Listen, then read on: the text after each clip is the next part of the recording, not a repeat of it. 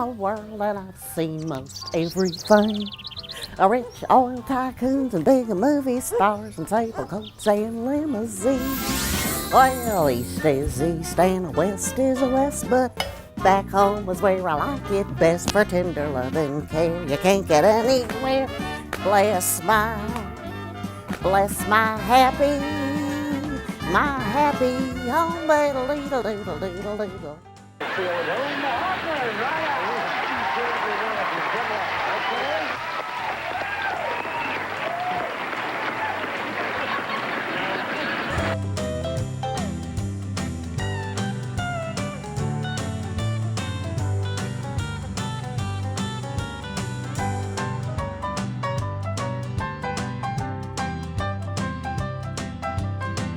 Hey guys, today we are in Monroeville, Pennsylvania at Steel City Con. And who are we about to go see? Vicki Lawrence. Now, John and I both grew up watching her on the Caril Burnett show and Mama's Family. So we're going to put her question and answer session in here. And then when we're done watching that, we're going to go get in line and get a picture with her as Mama. They told us in here that is the first time that that's ever happened. She's not posed anywhere in the United States as Mama, and we're going to be fortunate enough to get one. And we will put that picture at the end of the video. So are you ready, Bobby? I'm ready. Let's rock and roll. Let's rock and roll. All right, now you know what to do. Please welcome the one and only Vicki Lawrence. You can do better than that. Give it up. You can do better than that. Come on, she's so good.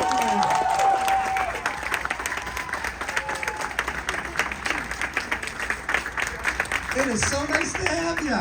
I'm going to take a... Yeah, just flick it on. Take a little nap. Can you turn it on? It's not even on. Not even on. Now. Is it on? Yes! Sorry to... No. I do everything myself. Leave a man in charge, it doesn't get done. Sorry, guys. So it's so good to have you here. First time in Pittsburgh? No, God, no. No. I've been here a lot to do my one-woman show. That's right. It's Vicki Lawrence and Mama, a two-woman show, which I thought was a very clever title. So, Yeah, I have been in Pittsburgh, to Pittsburgh a number of times, just not to do anything like this. This is... I'm going to go take a nap with the baby. I'm too old for this job. Okay. Just a couple questions, and then hopefully we'll get some questions from the audience. But Okay, great. But I got to ask, your character, Mama, is that based on any real person that you've known?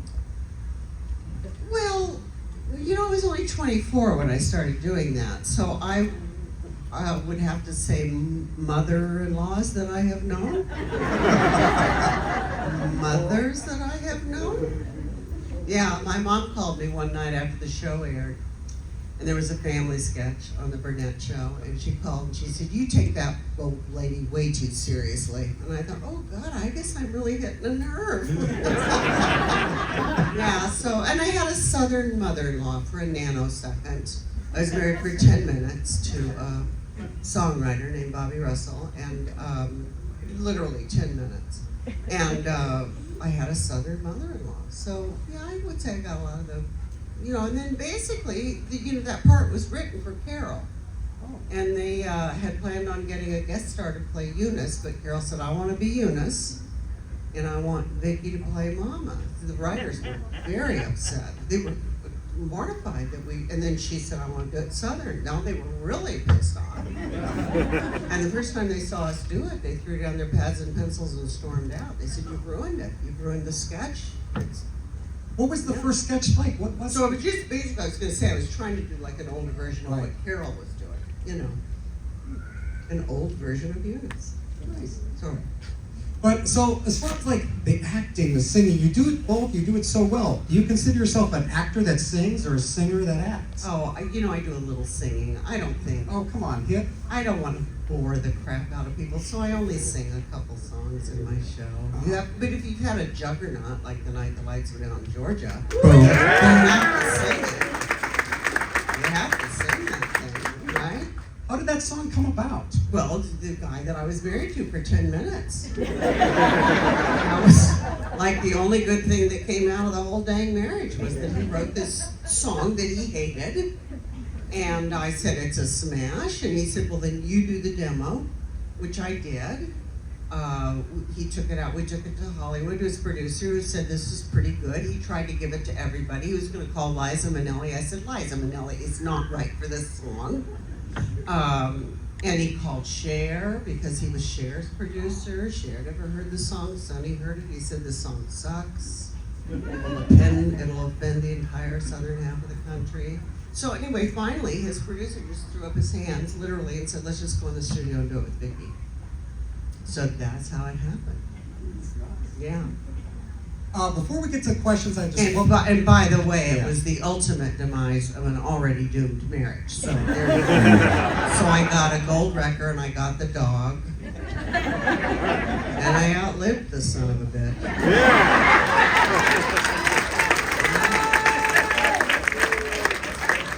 That's all the time we have. And one quick question before we get to the audience question. Just something I just like to know. What was your first meeting with Caril Burnett like? My first meeting. I wrote her a fan letter and told her that I looked like her because everybody said I looked like her. My mom said, write a fan letter. So I was busy writing to all the young guys that were on TV at the time. I was a fangirl like you guys are. And I would write to all the young guys that were on TV back in the day, like Paul Peterson, and who else was I in love with? Who's the guy on the Rifleman? The darling. Chuck Connors? No, the darling. Johnny Crawford. Yeah. Yes, Bobby Sherman. Who else did I use? Cassidy. Who? David Cassidy? No, he was a little later. I mean, I'm old. So, young, you don't even remember. Fabian, okay. Bobby Rydell. Yeah. Anyway, so I was busy writing to all the guys, and my mom said, will you just write to Caril? So I wrote her. She got the letter. I was going to be in a contest in Inglewood, California, where I grew up, called Miss Fireball. So I sent her a picture from the contest and said, everybody says I look like you. I hope to get to meet you someday. She took my dad's name out of the article. She called me on the phone, said, I want to come see you in this contest. So that was our first meeting, was she actually showed up at this Miss Fireball contest and crowned me when I won, and said, I'm gonna call you in a couple of weeks and we'll have lunch and discuss your career, sweetie. And I thought, okay, well, she's out of her mind. Yeah, that was my first meeting. Great story. Yeah. Would you mind getting some questions from the audience? No, I'd love to. All right, got a question? Raise your hand. We'll come right around. We'll start with you down there. And once again, Elvis. thank you for coming out and doing this. I told this guy earlier that my husband, who was my real husband that I've been married to for 48 flipping years, was actually the last person to make up Elvis Presley for his very last television show.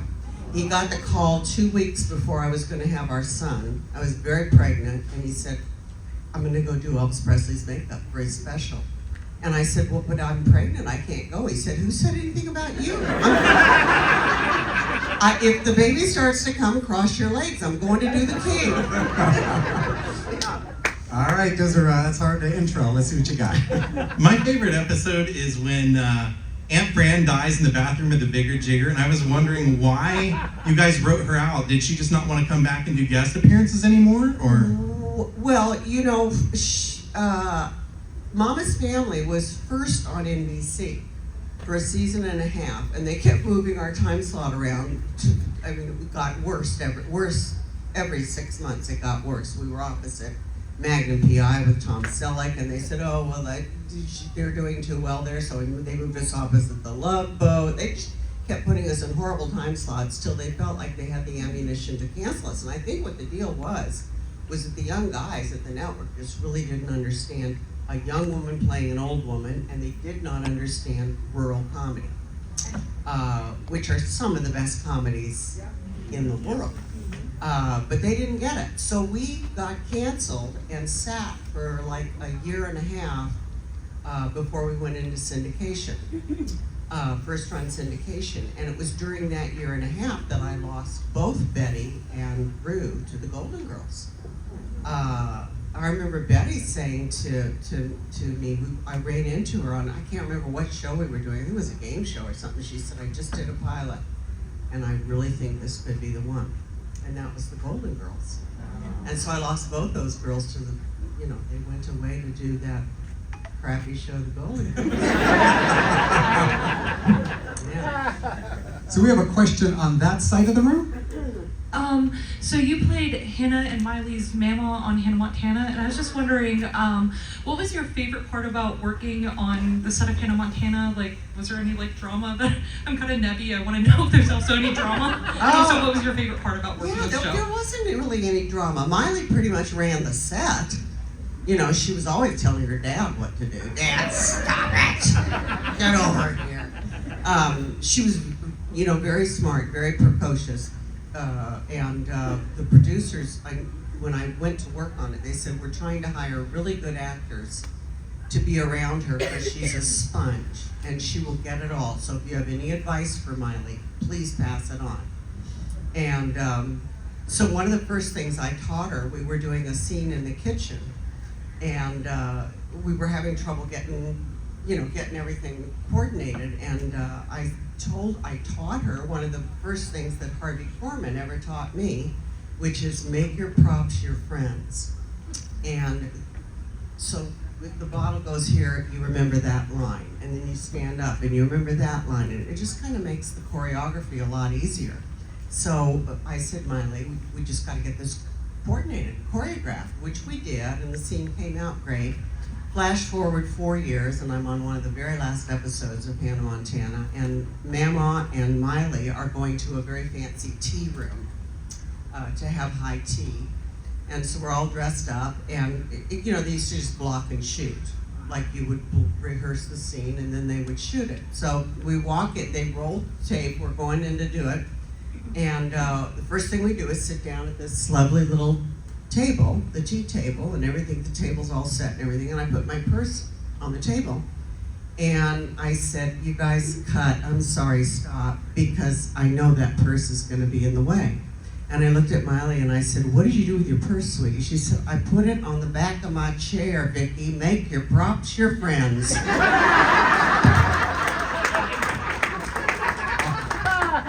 Full circle. Okay, full circle. And after that show, everybody was calling me going, what's going to happen to Miley? She's lost her shit. Because, she kind of got a little wild there, twerking and doing all this. I said, Miley's going to be fine. She just didn't want to be a Disney kid forever. So she has let us know that she is not. But damn it, she's talented. So I'm not really worried about Miley. We're going to stay on that side of the room. I think we have a question on, right there. I think that young gentleman had a question. Am I not mistaken? He raised his hand. What's your favorite Christmas movie you watch every year? Oh, wow. That's a favorite Christmas movie every year. I would have to say, well, we do a Christmas Vacation almost every year, but of late, I think my favorite Christmas movie is The Holiday. I love that movie. What can I tell you? We watched Love Actually the other night, and that is actually a lovely movie. A question right down front. And Scrooge, of course. Okay. Because we live next door to a Scrooge, so Scrooge. Was it fun working with Ken Berry? There were so many great mama event moments. Ken Berry, I think of as my right arm.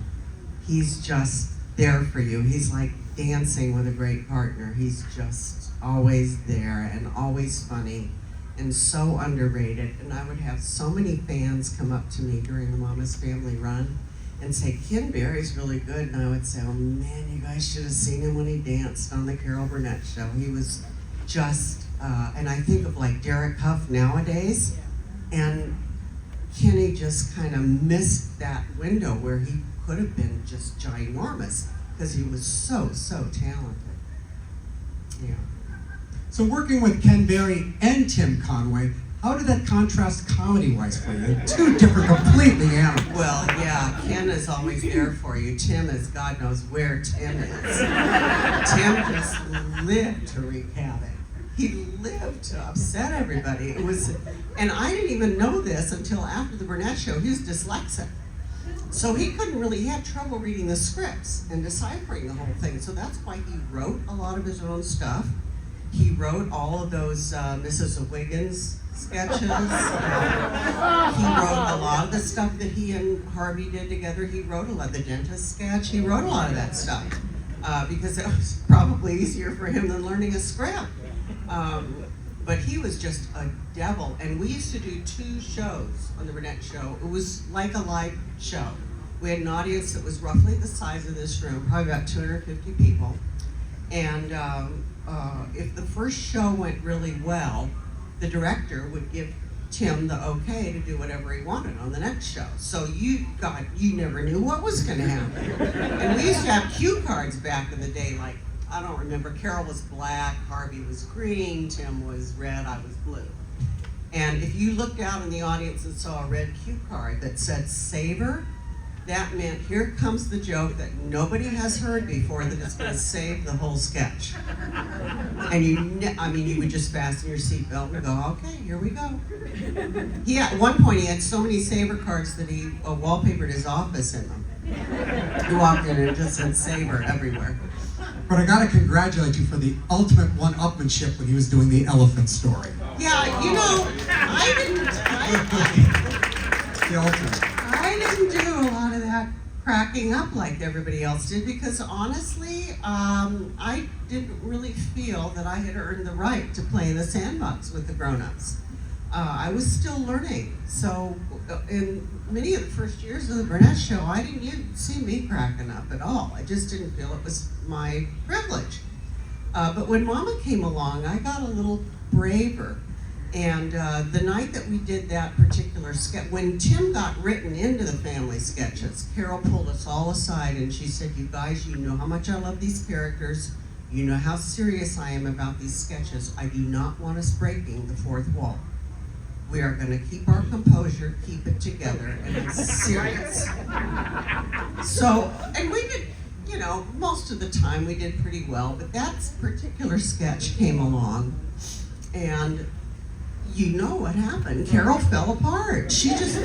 And here's this grown woman, she's in my lap, and she's looking up at me, and she's got tears, and I'm just like, what the hell?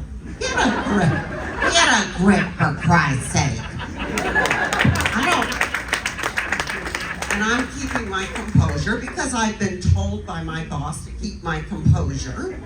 Anyway, we get through the dress show, the dress rehearsal show, which we used to do 2 shows. They were called Dress and Air, but that's only because Caril grew up in New York doing live television, and there was a dress and there was an air show because they went live.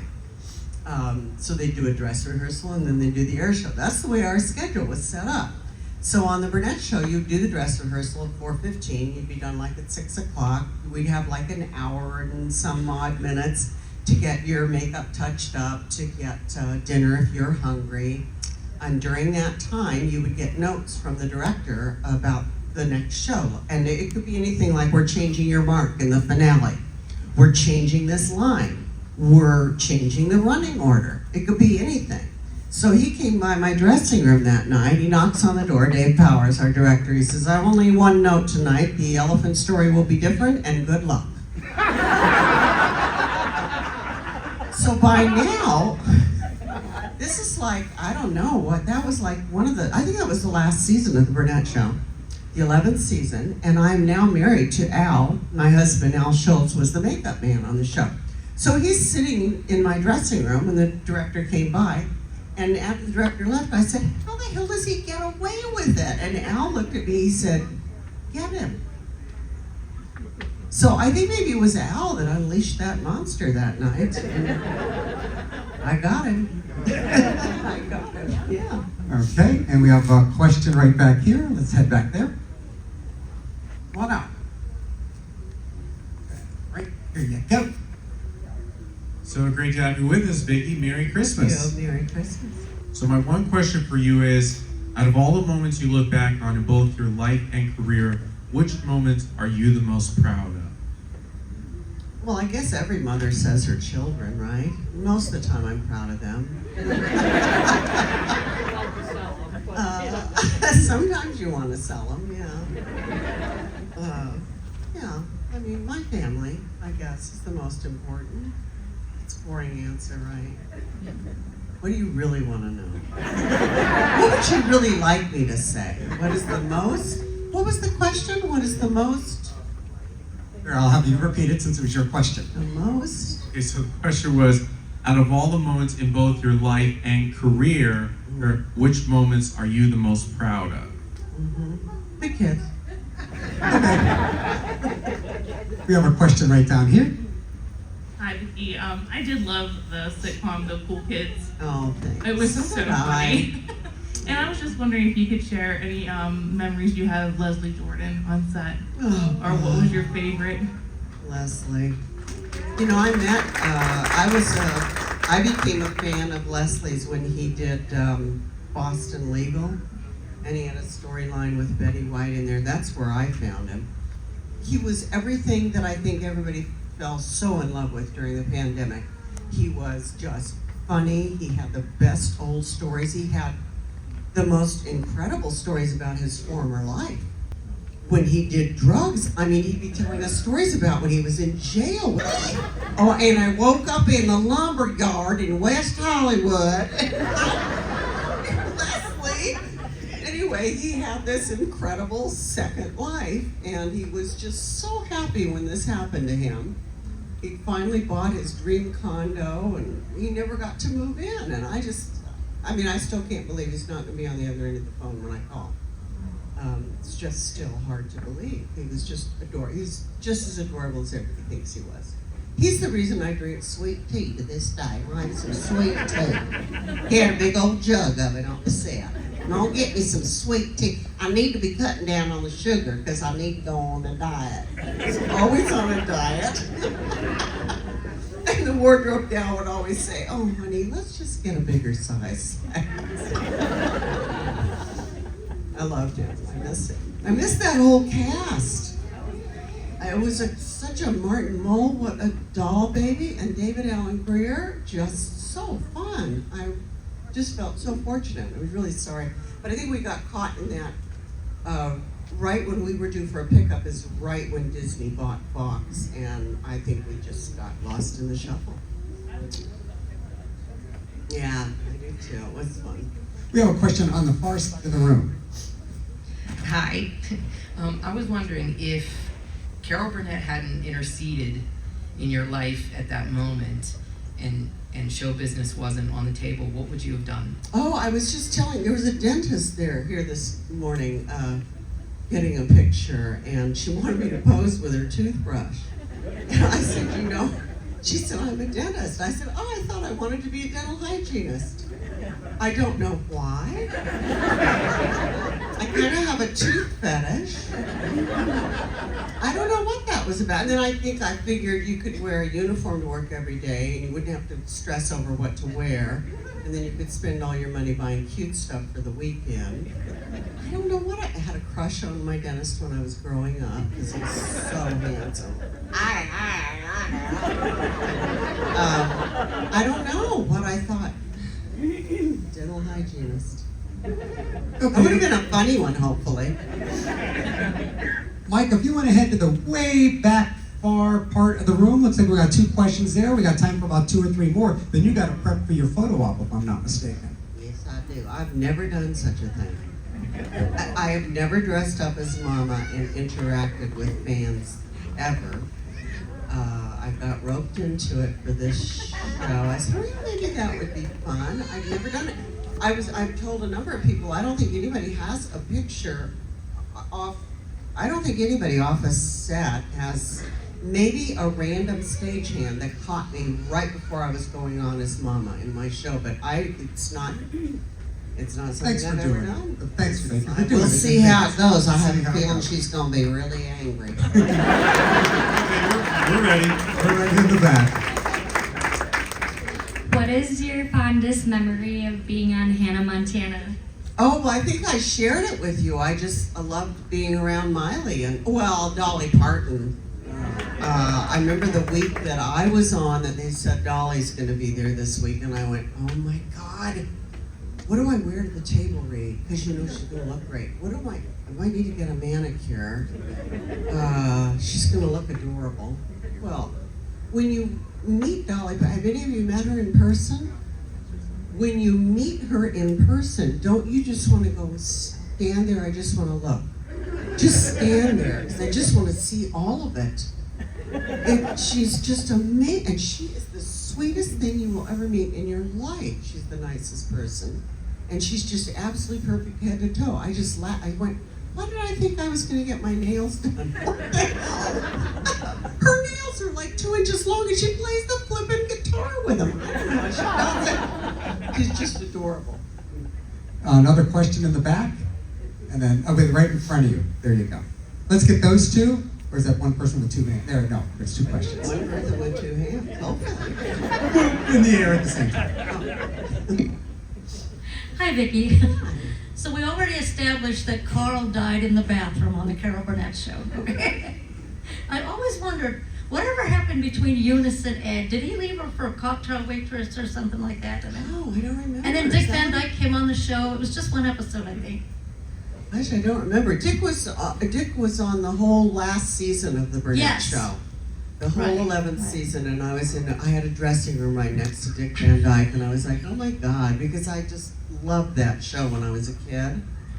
I don't remember what happened to Eunice and Ed. But you're probably right. He left her for how do we know that? Oh, wait, she needs a microphone. Is your mic okay? It was on one of the episodes I had seen. Dick Van Dyke came by the house to see her, or to see Ed. He was a friend of Ed's. Okay. And he was off with a cocktail waitress or something. Oh. Maybe it was just, I don't know. Okay. You know, I've often said to Carol, because there have been many reconfigurations of the Burnett show, like I just signed a box set this morning, the Lost episodes, and there's, like all the seasons have been released, and all the Carol's favorites, I think, has been released.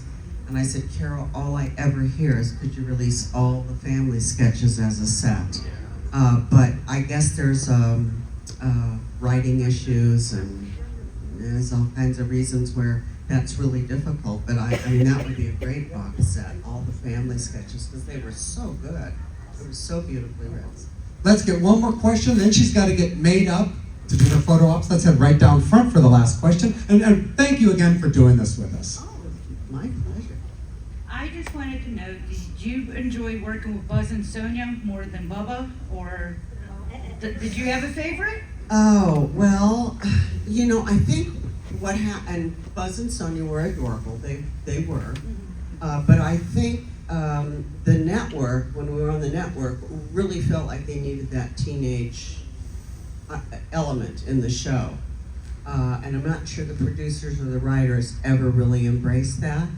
So when we were canceled and then we went into first run syndication, it was really left up to us, and that's when we recast. And I mean, I just feel like Beverly Archer was just an incredible addition to the show. Yeah. And Alan, I picked when he auditioned because I said he has red hair and he's adorable, so shouldn't he be here? Because I recast him because I thought he was so cute. So I guess I probably enjoyed the syndicated. I think that's when we really hit our stride, was in first run syndication. And could have gone on forever and ever because that show ran like a little Energizer bunny. But they got to enough episodes where they could syndicate, and then that's when they said we don't really need to do anymore. But we had it down to a 4-day work week by the end, and boy, we were just having way too much fun. Well, I wish you luck with your photo op. Thank you. Releasing Mama on the Comic-Con crowd.